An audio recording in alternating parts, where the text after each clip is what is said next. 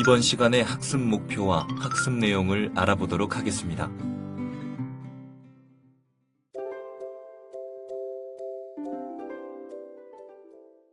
자, 우리는 예수님의 선교를 봤습니다. 이게 복음서에 주로 나타나는 선교인데, 이 예수님께서 어떤 분이신지에 대해서 우리가 함께 살펴봤습니다.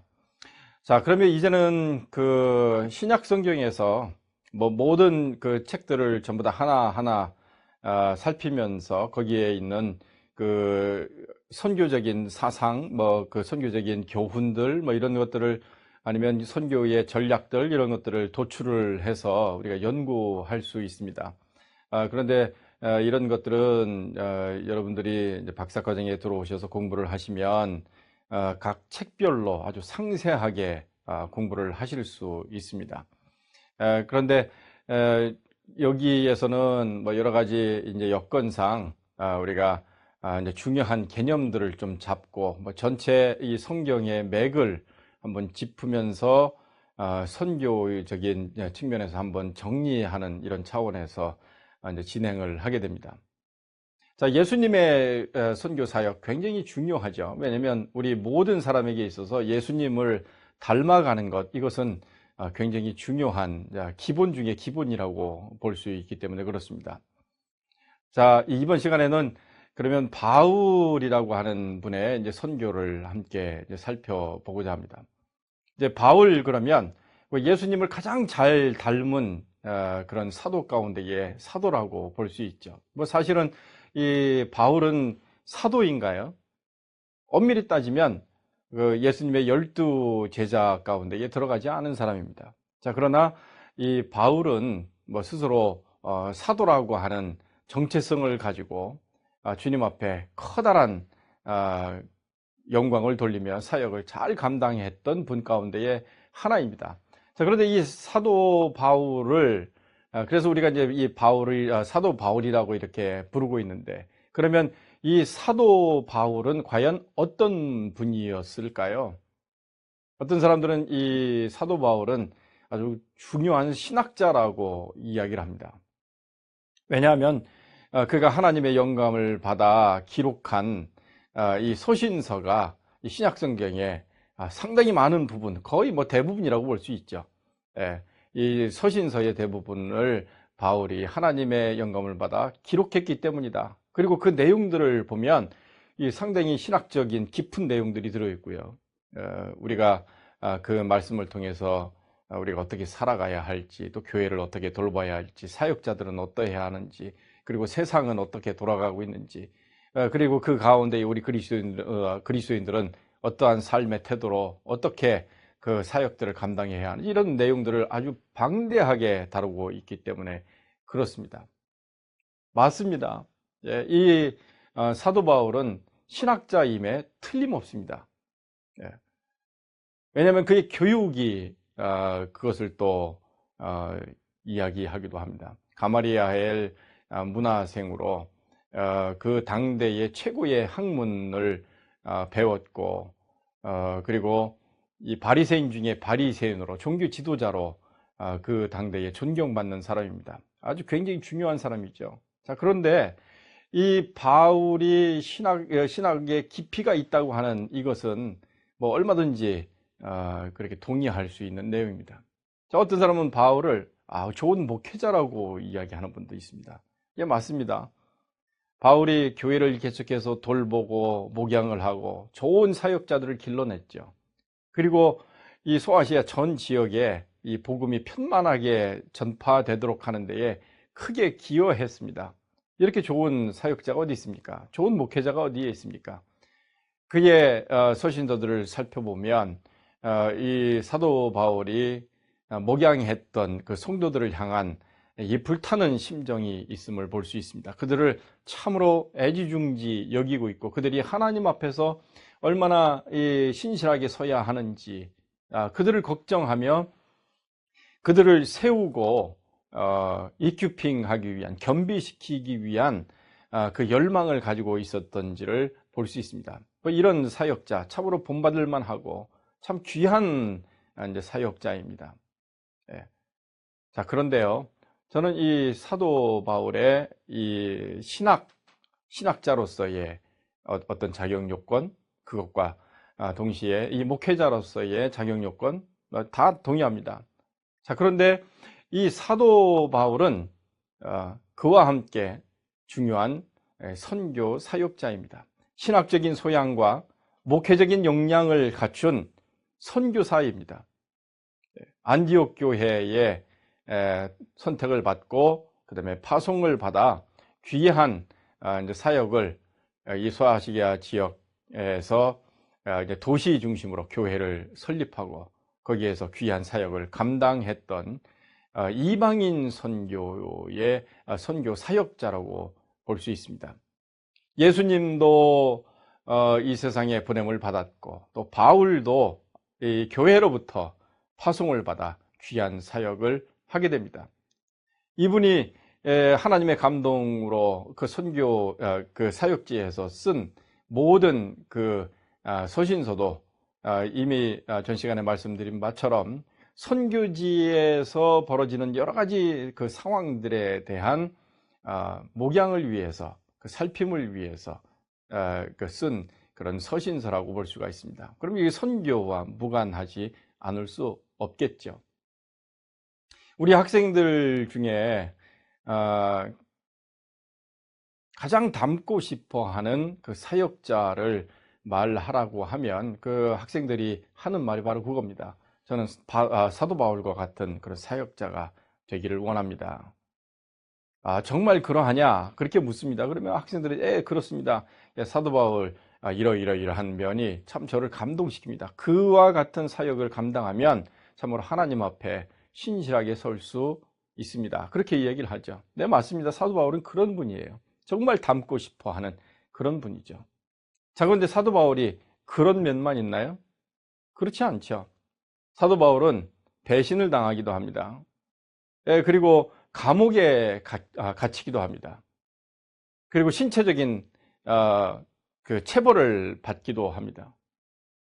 그리고 이 배를 타고 가다가 이게 배가 파손이 돼서 이 생명의 위협도 당하게 됩니다. 그리고 그의 지병도 있었습니다. 어떤 때는 먹을 때도 있었고 먹지 못할 때도 있고 참 여러 가지 위협을 당하면서 이 불안정한 삶을 살았죠. 자, 그런데 이 사도 바울은 어떤가요? 참 그가 하는 말이 있습니다. 내가 예수 그리스도를 본받는 것처럼 너희는 나를 본받는 자가 되라. 그렇게 얘기를 합니다. 예수님을 본받기 위해서 노력하는 그 사도 바울. 그래서 예수님을 본받아 예수님처럼 살아가는 그 모습은 부끄러움이 없다는 겁니다. 한치도 자기에게는 하자가 없다는 이야기입니다. 그러므로 나를 너희들은 본받으라. 그렇게 이야기를 합니다. 그럼 하나님 앞에 서서 한 점 부끄러움이 없다는 이야기죠. 정말 그런가요? 예. 어떻게 보면 그렇지 않다고도 볼 수 있습니다. 자기 그 팀 사역자와 함께 갈등도 갖게 되고 여러 가지 고뇌도 하게 되고 뭐 그렇습니다. 자, 그럼에도 불구하고 하나님 앞에 섰을 때 자기가 한 점 부끄러움이 없다고 이야기를 하고 있습니다. 고백을 그렇게 하고 있어요. 자기가 하나님 앞에 그렇게 떳떳하다는 겁니다. 자, 그러면 자기가 하나님으로부터 받은 이 귀한 사명, 복음을 전하는 그 귀한 사명을 잘 감당했다는 거예요. 한치도 하나님 앞에 부끄러움이 없이 그렇게 잘 감당했다는 겁니다. 그러면서 나를 본받는 자가 되라고, 나를 본받으라고 그렇게 사람들에게 권유를 하고 있는 것을 볼 수가 있죠. 사도 바울이 이 병약하기도 하고 여러 가지 어려운 상황이 참으로 많았습니다. 그리고 스스로 직업을 갖고 있으면서 자비량을 해야만 했죠. 가는 곳에 사람들이 반겼나요? 유태인들이 그를 배척하기도 하고요. 힘들게도 했습니다. 참 여러 가지 어려운 상황임에도 불구하고 어떻게 사도 바울이 그의 사역을 이렇게 잘 감당해서 하나님 앞에 충성된 사람으로 설 수 있었을까요? 바울이 선교 사역자로서 그렇게 잘 자기의 사역을 잘 감당할 수 있었을까요? 다른 말로 이 바울은 어떻게 보면 성공했다고 보기는 어렵습니다. 이 세상의 기준을 가지고 평가할 때에 참 이 사람은 성공한 사람이다, 그렇게 볼 수 없습니다. 왜 그럴까요? 이 사람은 참 여러 가지 그 상황이 어려웠을 뿐만 아니라 뭐 한 설에 의하면 뭐 결혼했다고 그러지만 사실은 이 독신 아니겠습니까? 가정도 이루지를 못했습니다. 그뿐만 아니라 어때요? 우리나라 뭐 전통적인 이 평가에 의하면 자기 집에서 생을 마감한 것을 하나의 축복이라고 이야기를 하지만, 이 바울이라고 하는 사람은 어떻습니까? 객사한 거죠. 자, 이렇게 보면 이 우리나라의 전통적인 그런 판단 기준에 의해서 본다고 하면 이분은 성공한 사람이 아니죠. 자, 그래서 저는 이 사도 바울은 성공한 사람이기보다는 승리한 사람이라고 평가를 합니다. 주님의 사역자로 성공한 사람이기보다는 주님의 사역자로 승리한 겁니다. 그의 마지막 달려갈 길을 다 달려간 겁니다. 그래서 하나님 앞에 충성된 종이라고 칭찬받았던 사람이죠. 자, 그러면 우리는 여기에서 찾고 그의 삶을 통해서 우리가 얻는 교훈을 우리가 발견해야 합니다. 그래야 우리가 이 사도 바울처럼 하나님 앞에서 충성된 종으로 그 사역을 감당하고, 그리고 주님 앞에 부끄러움이 없는 사람으로, 그리고 마지막 그 순간까지 최선을 다하여 우리들에게 맡겨주신 이 선교적 사명을 잘 감당할 수 있을 겁니다. 그게 어떻게 가능했을까요? 사도 바울의 이 삶을, 사도 바울의 이 사역의 길을 어떻게 승리의 삶과 사역으로, 그리고 그 모든 것들을 하나님 앞에 다 드려 부끄러움이 없는 사람으로 평가받도록 그렇게 했을까요? 그 비결 몇 가지를 우리는 한번 살펴보고자 합니다. 그 첫 번째는 바로 하나님의 택하심에 대한 확신 때문에 그렇습니다. 하나님의 택하심에 대한 확신입니다. 하나님이 사도 바울 자신을 택하셨다고 하는 이 확신을 늘 마음에 품고 있었습니다. 그것을 항상 되뇌이고 이것을 가지고 다짐했습니다. 성경 한번 찾아볼까요? 로마서 1장 1절 말씀을 보시면, 예수 그리스도의 종 바울은 사도로 부르심을 받아 하나님의 복음을 위하여 택정함을 입었으니, 바울 자신이 누구인지를 여기에서 이야기를 합니다. 예수 그리스도의 종이라고 얘기를 합니다. 그리고 자기의 정체성이 뭔지에 대해서 얘기 또 해요. 이게 바로 사도라는 겁니다. 그런데 자기가 스스로 임명한 게 아니에요. 그리고 이것 누가 이 사람을 임명장을 준 것이 아니라고 얘기를 합니다. 부르심을 받았다는 겁니다. 부르심을 받아. 그리고 택정함을 입었다는 겁니다. 무엇을 위해서? 하나님의 복음을 위해서. 누구로부터? 예수 그리스도로부터, 하나님으로부터 이렇게 사도로 부르심을 받았다는 겁니다. 택정함을 입었다는 겁니다. 그래서 사도 바울 당신이 왜 이 사역을 합니까? 이런 질문들이 참 많았죠. 자, 그때 이 로마서 1장 1절 말씀, 예수 그리스도의 종 바울은 사도로 부르심을 받아 하나님의 복음을 위하여 택정함을 입었다. 내가 이 사역을 하는 그 이유는 바로 내가 사도이기 때문인데 나를 예수님께서 임명하셨다는 겁니다. 그리고 나는 예수 그리스도의 종이고 바로 나는 하나님의 복음을 위하여 택정함을 입었다는 겁니다. 하나님의 택하심에 대해서 확실히 알고 있었습니다. 이걸 소명감이라고 그럽니다. 하나님이 부르신 거죠. 콜링이라고 얘기를 합니다. 세상 사람들이 나에게 임명장을 주는 것이 아니라 바로 예수 그리스도께서, 그리고 하나님이 나를 이미 택정하셨다는 겁니다. 고린도전서 1장 1절은 어떻습니까? 하나님의 뜻을 따라, 하나님의 뜻을 따라 그리스도 예수의 사도로 부르심을 입은 바울, 그렇게 또다시 이야기를 합니다. 고린도후서 1장 1절에서도 마찬가지입니다. 하나님의 뜻으로 말미암아 그리스도 예수의 사도된 바울, 그렇게 또다시 천명을 하죠. 이 바울 서신서의 첫 절에 계속 이렇게 자기 자신이 누구인지에 대해서 천명을 하는데, 내가 이런 권위가 있습니다, 이런 것이 아니라 바로 나는 하나님의 택하심을 받은 예수 그리스도의 사도입니다. 곧 보내심을 받은 자입니다. 나는 바로 미셔너리입니다. 가스 어포슬입니다. 이렇게 하나님의 보내심을 받은 사도입니다. 이렇게 천명을 하고 있는 것을 볼 수 있습니다.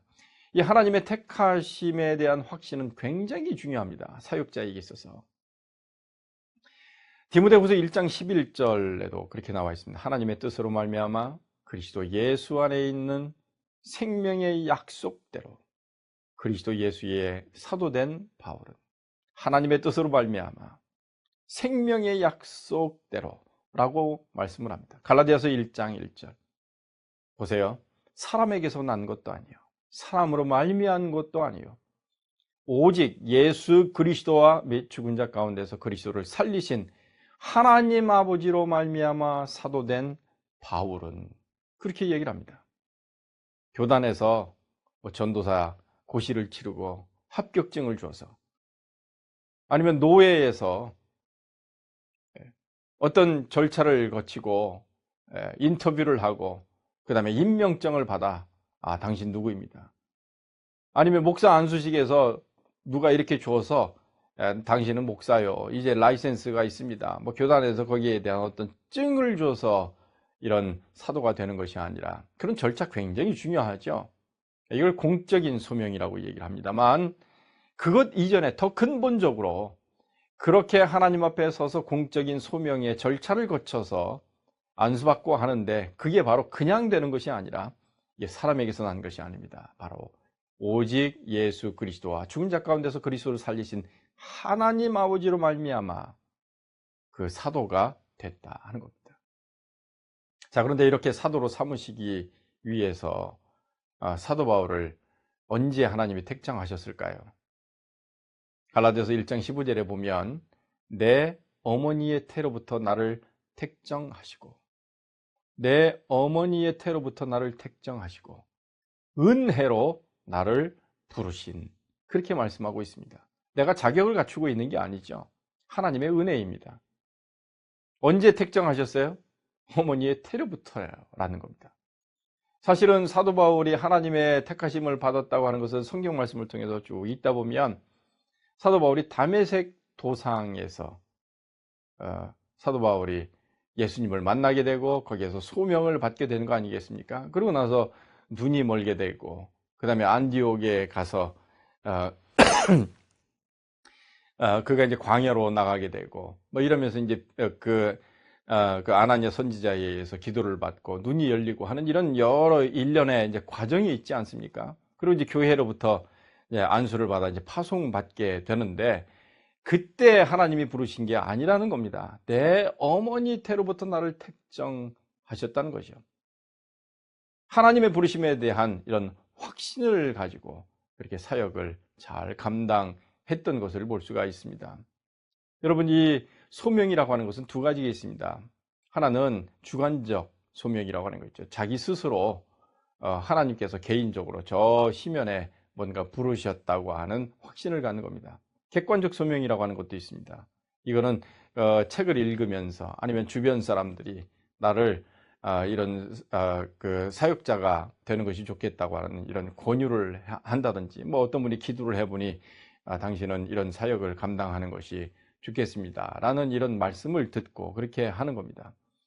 그리고 이런 이제 공적인 과정도 있고요. 아니면 그렇지 않은 어떤 사적인 차원에서 그렇게 하는 것, 그 소명을 확인하기도 합니다. 어떤 사람들은 이지적인 차원에서 이 소명감을 깨닫기도 하고요. 어떤 사람은 신비적인 방법을 통하여서 이 소명감을 깨닫기도 합니다. 모든 것이 다 있으면 좋습니다. 지적으로 하나님의 말씀을 공부하다가 소명감을 깨달은 사람들은 어떤 신비한 체험을 가지고 아니면 마게도니아의 부름처럼 이렇게 그 소명감을 가질 수도 있습니다. 그런데 어느 하나만 가지고 있어도 상관이 없습니다. 그런데 하나를 가지고 또 다른 하나를 통해서 이렇게 확증받는 것도 상당히 좋겠죠. 근데 중요한 것은 뭡니까? 바로 내가 이 사역을 감당하는 것은 내가 좋아서 하는 것이 아니에요. 바로 하나님이 나를 택하셨고 부르셨고 맡기셨기 때문에 하는 겁니다. 이 사도 바울은 그래서 하나님의 부르심 때문에 자기가 어려워도 그 길을 가게 되는 겁니다. 할 수 없는 상황이라고 할지라도, 어떤 장애물이 온다 할지라도 이것은 하나님이 나를 택하시고 부르셨고 맡기셨기 때문에 이 일을 하게 된다는 거죠. 자기가 자의적으로 결정한 부분이 아니라는 겁니다. 그래서 이 사도 바울의 하나님의 부르심에 대한 이 소명감, 이거는 너무나 중요했습니다. 그리고 그가 힘들 때마다 이것을 계속 되뇌입니다. 자, 여러분들이 인생을 살아가면서 아주 중요한 위기 순간을 맞이하게 됩니다. 뭐 그것을 그 라이프 스팬에서 뭐 크라이시스라고도 이야기를 하는데요. 이 크라이시스를 만날 때마다 그 크라이시스를 잘 넘어가게 만드는 그 무엇이 있어야 합니다. 이게 목회자들에게도 마찬가지입니다. 처음 신학교에 들어갈 때 어떻습니까? 신학교에 들어가야 하는지 말아야 하는지, 그걸 결정할 때 이 소명감이라고 하는 것은 너무나 중요합니다. 그래서 신학교에 들어와서 인터뷰를 할 때 이 학생이 소명감이 있는지 여부를 판단하기 위한 질문을 계속 던지고, 그 소명감, 소명에 대한 확신이 있는지 여부를 확인을 하게 되죠. 자, 그러고 나서 나중에 전도사가 되고 강도사가 됩니다. 그리고 목사 안수를 받게 됩니다. 그 과정에서 계속 확인하는 것이 바로 이 소명감입니다. 그렇죠? 마지막으로 이 목사 안수를 받을 때, 인터뷰할 때, 이 교단의 어르신들이 아니면 거기에 있는 면접관 분들이 아주 중요하게 여기는 게 바로 이 소명감입니다. 왜냐하면 소명감이 없으면 자기 멋대로 하기 때문에 그렇습니다. 나중에 그만둘 수도 있기 때문에 그렇습니다. 그리고 이 길이 영광스러운 길이긴 하나 때로는 참으로 어렵기 때문에 그렇습니다. 그러면 이 소명감을 다시금 확인하고, 소명감이 있는 사람에게 손을 얹어 성령의 이름으로, 예수 그리스도 그리고 하나님 성령님의 이름으로, 삼위의 하나님의 이름으로 그를 안수하는 겁니다. 기름 붓는 거죠. 그러고 나면 이제 목사가 되죠. 거기서 끝나지 않습니다. 이제 시간이 흐르게 되고 목회를 하게 되고 여러 가지 이제 사역들을 잘 감당하게 됩니다. 자, 그런데 이제 시간이 흘러서 한 뭐 45세, 50세 이렇게 한 15년 내지 20년 정도 사역을 하게 되면 중년에 이르게 되고, 이 교회도 이제 상당히 이제 규모가 있게 되죠. 자, 그런데 그에 반해서 어떤 분들은 이 교회가 굉장히 부흥도 안 되고 참 어려운 지경에 이르르는 경우도 있습니다. 자, 그런데 그때에 참 고민들을 많이 합니다. 내가 이 길을 혹시 잘못 온 것이 아닌가? 그때 신학교를 잘못 들어간 것이 아닌가? 내가 목사 안수를 받긴 받았는데 그때 잘못 내가 생각한 것은 아닌가? 이런 의심을 이제 하게 되죠. 뭐 제 동기 가운데 그런 사람도 있습니다. 한번 그 동기 모임이 있어서 갔더니 이 교회가 굉장히 열악합니다. 지하에 교회가 있고요. 그런데 그날 사모님이 계시지를 않더라고요. 사모님 어디 가셨나 했더니 뭐 일하러 갔다고 얼버무리더라고요. 그래서 이제 동기 목사가 식사를 차려왔습니다. 근데 이 식사를 차려왔는데 이 쌀이 모자랐나 봅니다. 그래서 저희가 여러 명 갔는데 그 밥 공기가 모자랐습니다. 밥이. 그래서 저희가 있는 것 가지고 나누어 먹었습니다.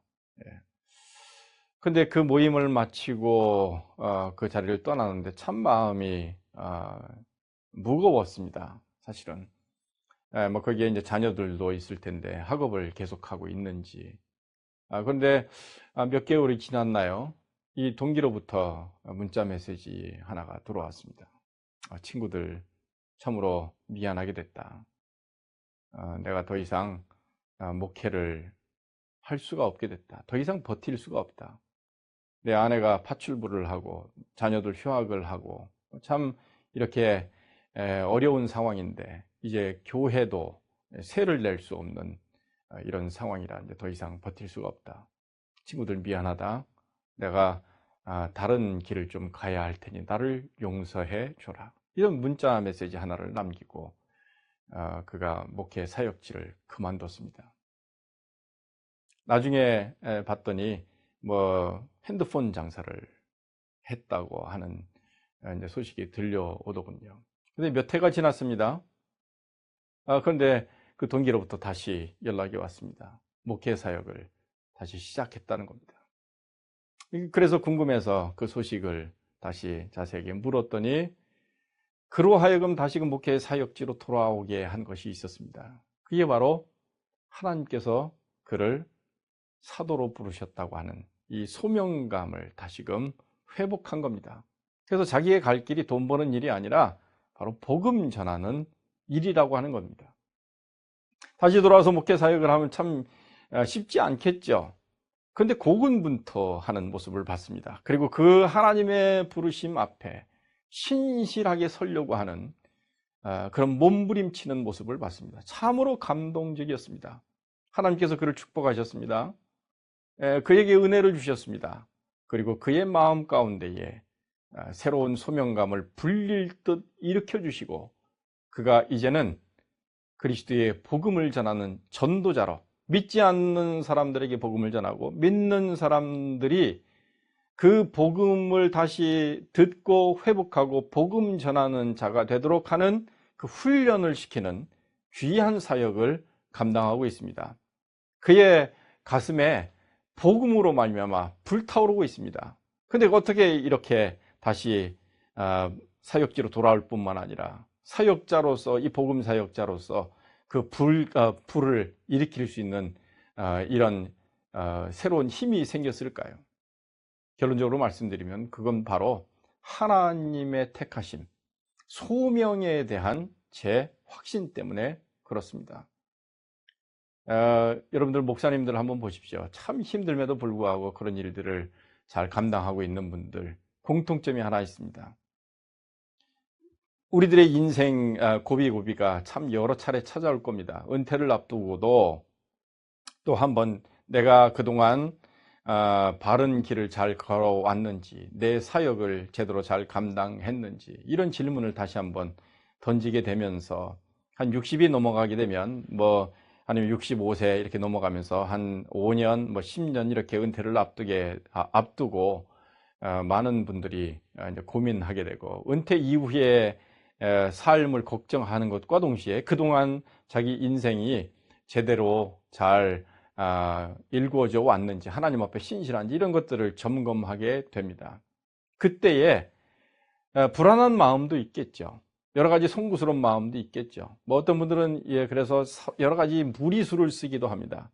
자, 그런데 그때에 다시금 무릎을 일으켜 그 걸음을 담대히 내걸을 수 있도록 그리고 표대이신 예수 그리스도를 향하여 걸어가도록 하는 그리고 오늘 힘들지만 내일을 보고 다시금 걸어가게 하는 이 원동력이 있습니다. 마치 이 긴 기차를 앞으로 끌고 나가는 그 화차처럼 이 전동차처럼 뭔가 하나 앞에 있는데 그게 바로 이 예수님이시죠. 근데 그 예수님이 나를 부르셨다고 하는 이 소명감 이것이 굉장히 중요합니다.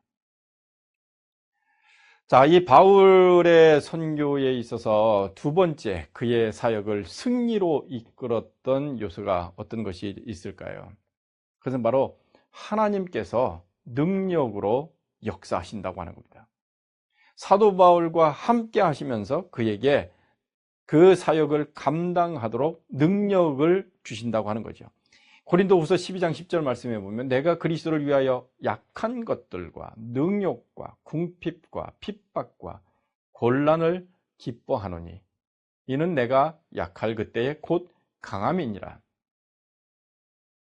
여기서 한번 보세요. 기뻐하는 게 있습니다. 우리가 전혀 이해할 수 없는 부분들이죠. 기뻐하는 게 약한 것이래요. 능욕당하는 것, 그리고 궁핍, 핍박, 곤란 이것을 기뻐한답니다. 그러면서 하는 말이 이겁니다. 내가 약할 그때에 곧 강함이니라. 사도 바울이 약할 때 하나님께서 더 강하게 역사하신다는 말씀이에요.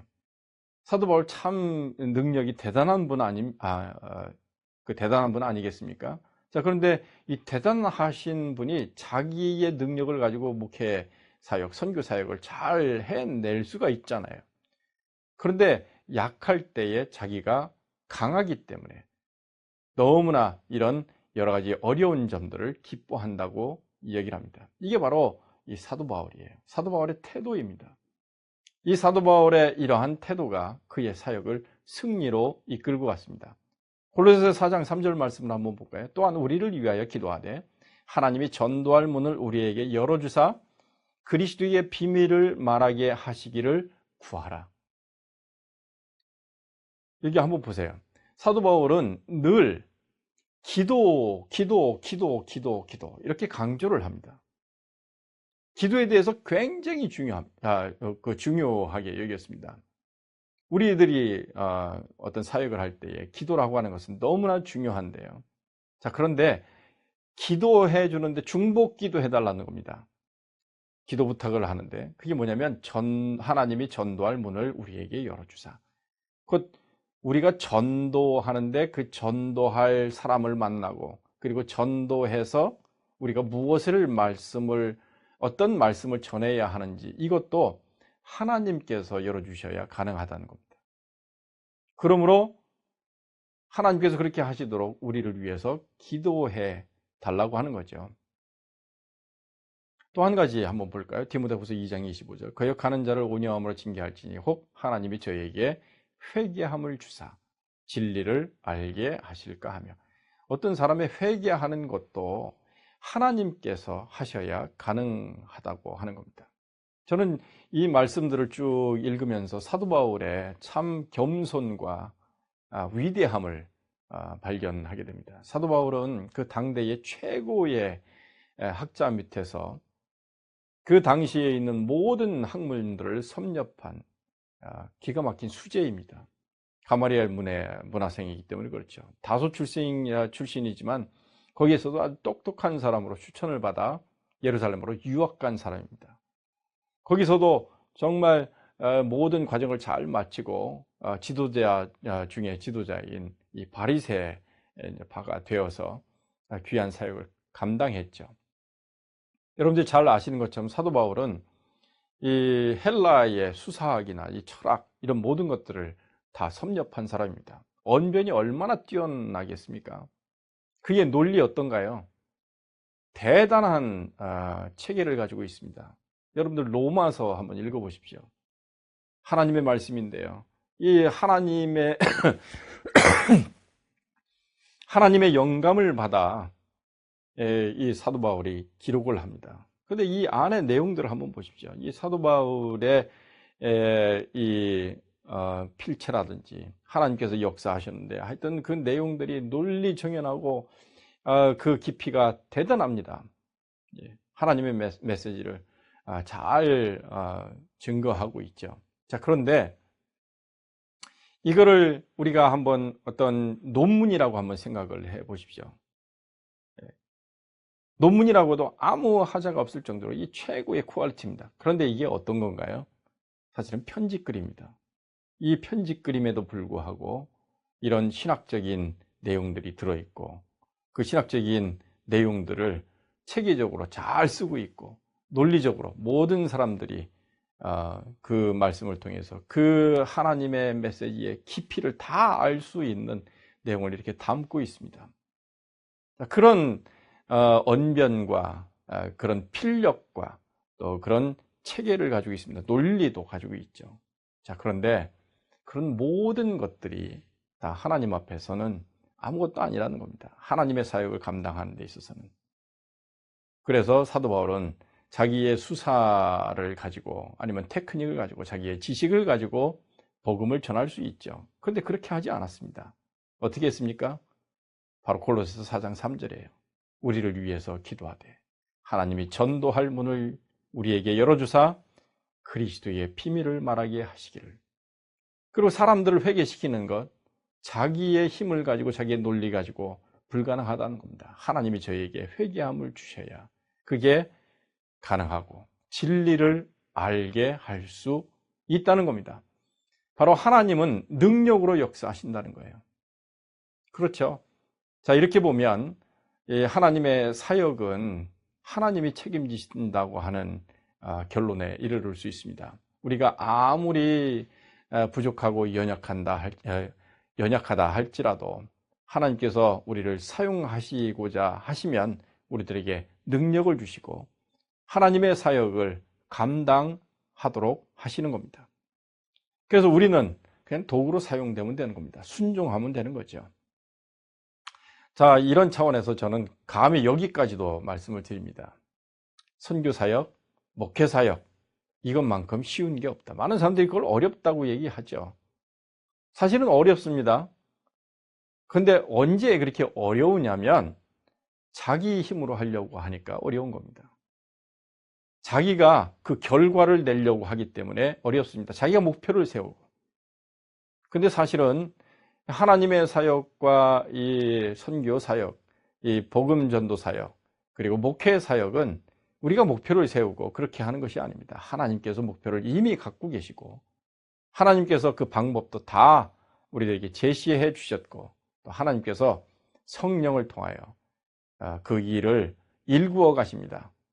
우리가 그 성령의 도구로 잘 쓰임 받기 위해서 우리의 그릇을 준비하고 우리가 주님 앞에 순종하고 주님을 100% 의지하는 겁니다.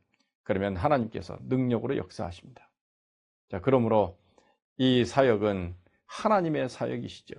그 사역에 우리가 쓰임받고 있다고 하는 이것을 감사하고 영광으로 섬기면서 우리의 상황이 어떠하든 그것도 다 의미가 있지 않겠습니까?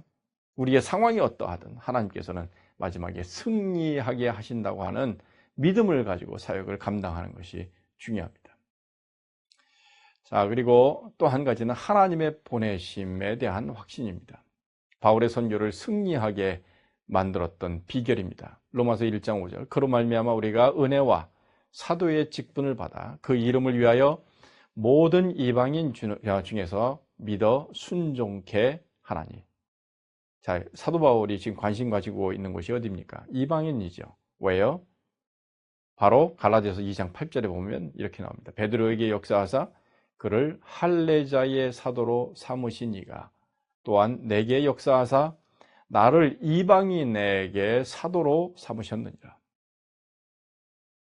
사도 바울이 누구에게 보냄을 받았는지, 누구를 위한 사도로 사도 바울이 주님으로부터 선택을 받았는지 이것을 분명하게 알았습니다. 왜냐하면 선택받은 그분께서 보내시기 때문에 그 보내는 곳으로 이 사도 바울은 순종해서 갔습니다. 바로 이방인들에게 가는 겁니다. 할례자의 사도로 부르심을 받은 사람은 베드로입니다. 그래서 이 유태인들을 대상으로 한 사역은 베드로가 감당하도록 하나님이 위임해 주셨고 이방인들을 위해서는 이방인 선교 사역을 위해서는 바로 사도 바울 자신이라고 하는 사실을 확실히 깨달았습니다. 그래서 어떤 기회가 온다 할지라도 그들에게 유태인들에게 복음을 전하기보다는 이방인들에게 주력한 것을 볼 수가 있습니다. 자, 그러면 우리는 여기서 사도 바울이 어떻게 사역을 했는지 금방 알겠죠. 가라고 하면 가고 가지 말라고 하면 멈추는 겁니다. 그리고 이 일을 하라고 하면 그 일을 하는 겁니다. 그리고 그 일을 멈추라고 하면 멈추는 겁니다. 그리고 다른 일을 하라고 하면 그 다른 일을 하는 겁니다. 자, 그러면 이걸 우리가 사도 바울이 승리한 것처럼 우리도 어떻게 하면 승리할 수 있을까요? 하나님의 보내심을 알고 그 보냄받은 곳에서 하나님께서 하라고 하는 때까지 아니면 옮기라고 하는 그때까지 거기에서 최선을 다해서 그 사명을 감당하는 겁니다. 자, 그런데 요즘 참 안타까운 일들이 있습니다. 어떤 좋은 조건이 있으면 하나님이 그쪽으로 보내셨다고 하는 그 지역을 아니면 그 사명을, 그 사역을 그냥 중단하고 다른 곳으로 옮겨가는 것을 볼 수 있습니다. 우리들의 선배 목사님들이 그렇게 하셨죠. 어떤 청빙이 들어오면 그냥 그것을 바로 수락하기보다는 기도해 봅시다. 그리고 바로 짐을 싸서 기도원으로 가시죠. 그러면 일주일이 됐든 어떤 때는 한 달 동안이라도 기도원에 들어가서 이게 하나님께서 나를 그쪽으로 보내시려고 하는지 하는 것을 확인을 합니다. 금식하면서 몸부림치며 이게 하나님께서 나를 가라고 하는 사인인지를 확인을 합니다. 그러고 난 다음에 그쪽 교회에서 붙들든 아니면 그 교회가 아니면 작든 아니면 더 열악한 곳이든 어떤 하나님께서 가라고 하는 그런 메시지로 확신을 하게 되면 그 즉시 짐을 싸서 옮기는 것을 볼 수가 있습니다. 뭐 제가 어렸을 때 저희 아버님 목회할 때에 그런 광경들을 참 많이 봤습니다. 그러면서 얼굴이 하얗고 그리고 이 금식해서 이 체중이 쭉 빠진 그 아버님이 이제 성도들과 함께 아쉬운 작별을 하면서 하나님이 가라고 하시니 어떻게 할 수 있겠습니까? 더 좋은 분을 하나님께서 보내실 겁니다.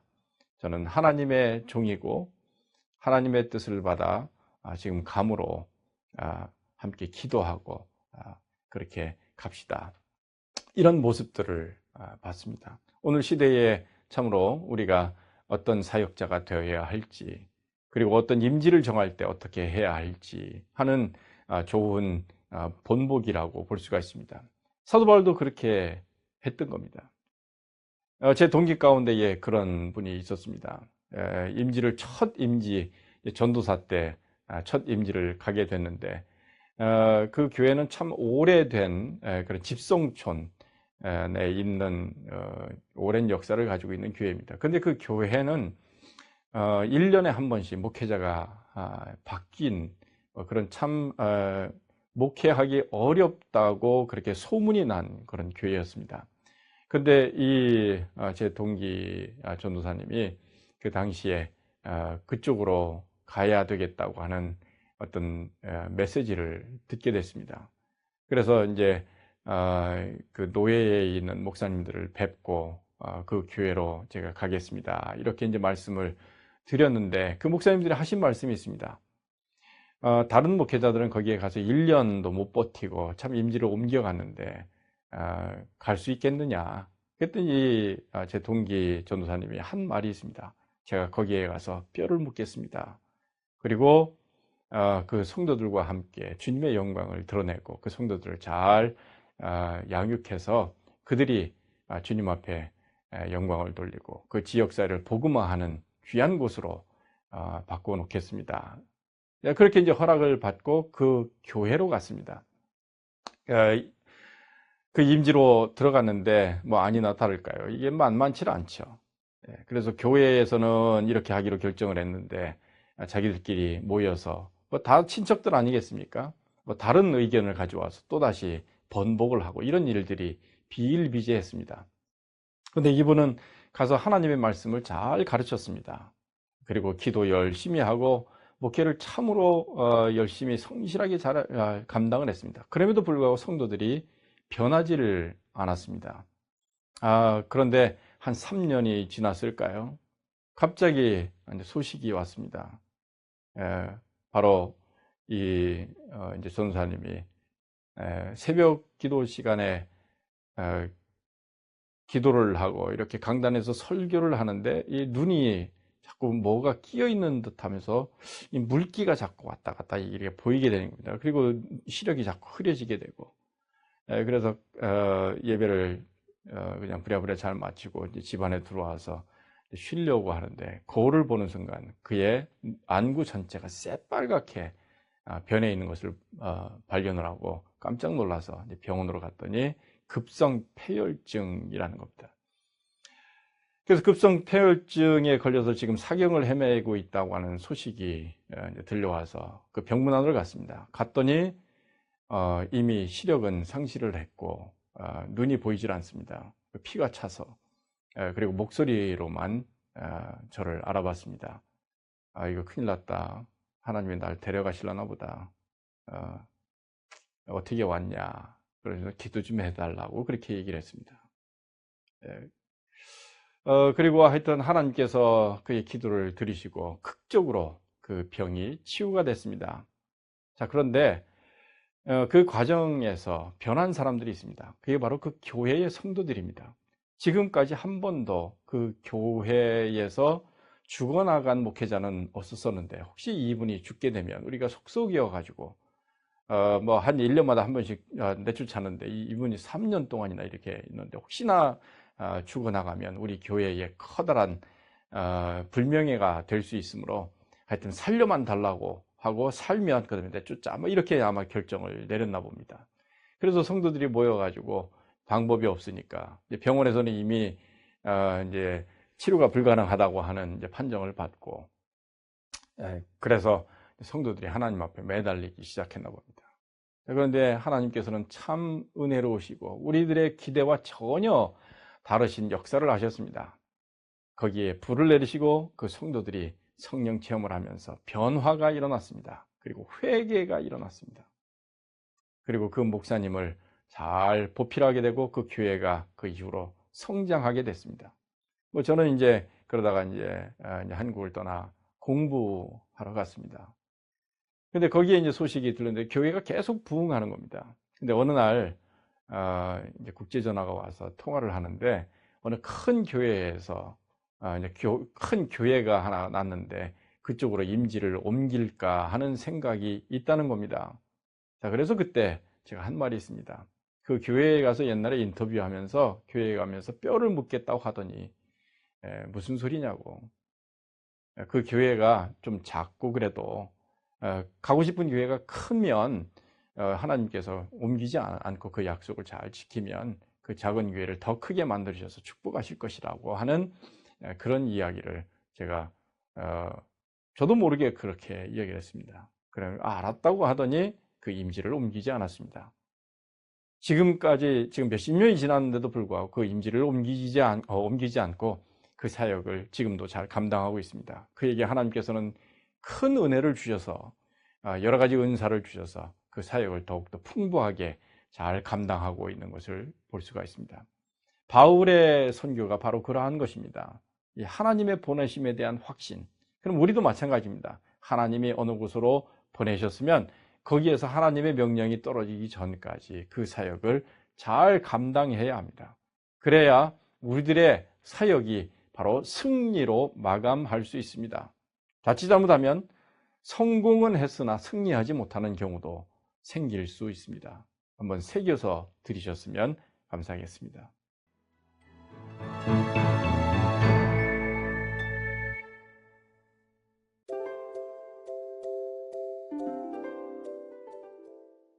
자, 여러분, 그 다음은 이제 우리가 교회를 봐야 합니다. 이 교회는 어떤가요?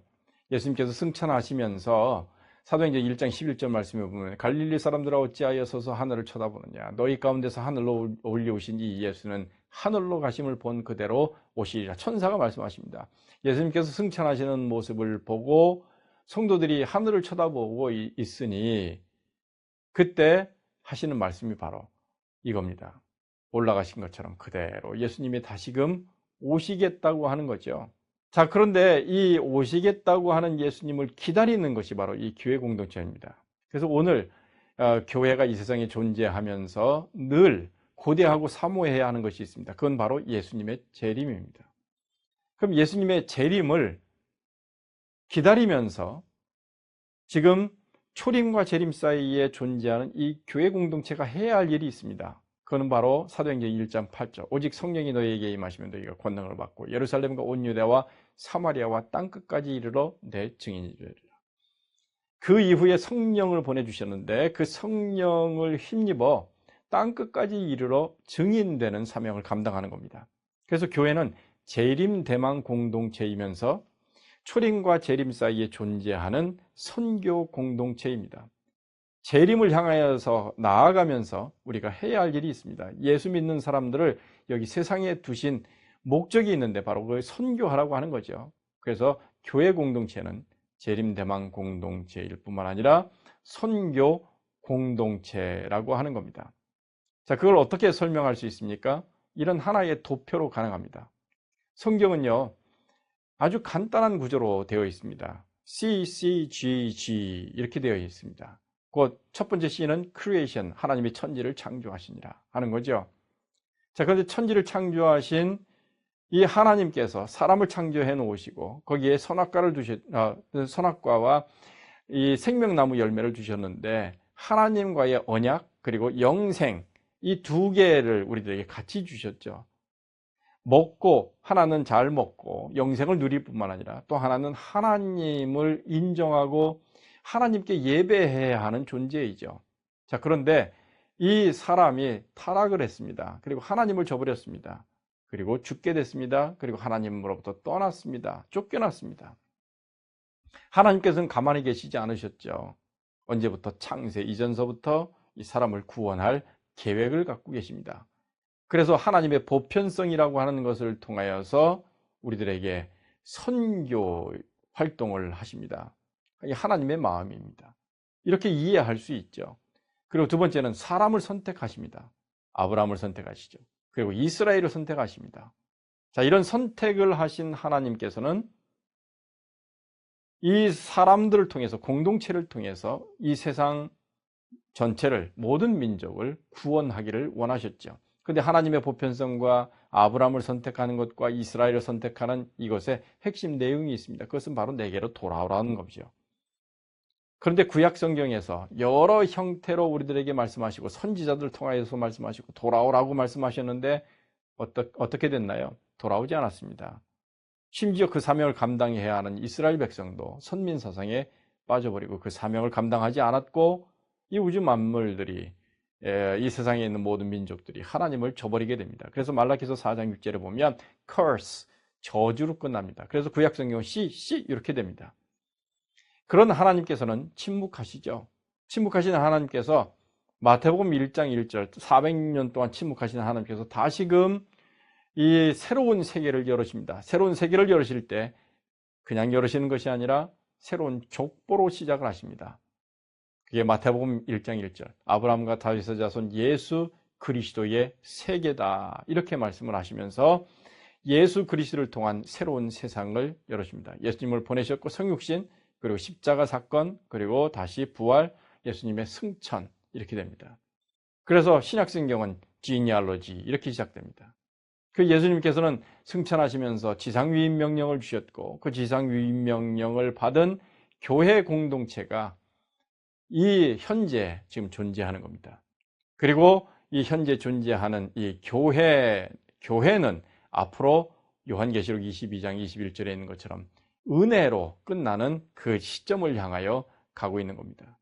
그 중간에 존재하는 이 교회는 바로 예수님의 재림을 대망할 뿐만 아니라 그리고 선교하는 공동체입니다. 그래서 성경 전체는 CCGG 이 모든 것들은 하나님께서 이끌고 가시는 겁니다. 이게 바로 선교와 관련된 성경 전체를 도표로 간단하게 그려놓은 내용입니다.